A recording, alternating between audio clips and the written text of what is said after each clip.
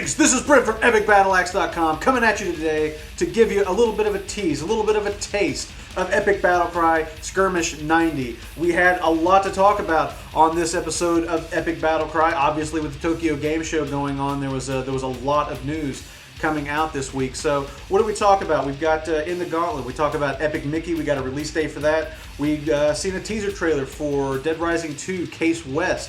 Of course, the Battlefield Bad Company 2 Vietnam DLC announcement. That was very interesting. And we also talk a little bit about this timed exclusive with the Enslaved demo coming to PSN before Xbox Live.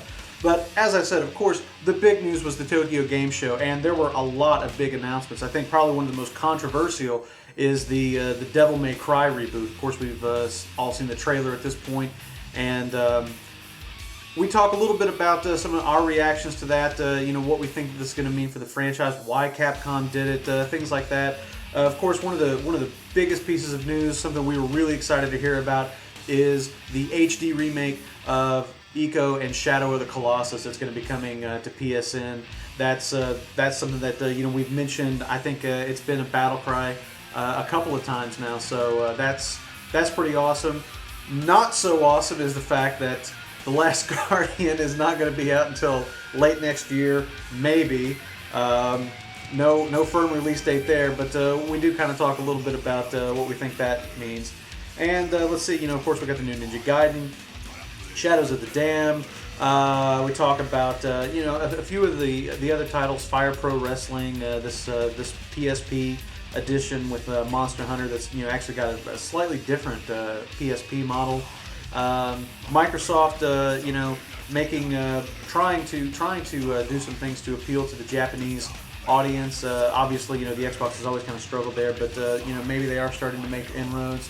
We'll see. So anyway, that's our first topic of discussion, and then the next thing that we talked about was this story with Bobby Kotick, who's been quoted recently as saying that he'd love to find a way to monetize the cutscenes from video games as some sort of DLC movie. So they would string together all the cinema scenes from, say, StarCraft 2. That's the example he uses, and they'd sell this to you as a direct download to your console or PC in the case of StarCraft, and it would charge you between $20 and $30 to watch all the cinema scenes. So it's a very interesting idea, and we sorry, I'm trying to.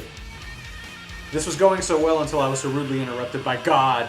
But anyway, so we talk a little bit about just our reaction to this, whether we think it's a good idea, whether the price point is valid, whether or not gamers would go for it, whether or not people are already doing this for free on YouTube, things like that. And then, of course, we cut to our battle cries of the week. So make sure and check out the episode this week. We'll have a lot to talk about, and we're going to have a lot to talk about next week. What with the whole GOG.com fiasco this week, I'm sure we'll be addressing that, given that so many of you nearly killed yourself over the prospect that you were going to lose out on these sweet ass GOG action. So be on the lookout for Epic Battlecry 91 coming at you early next week.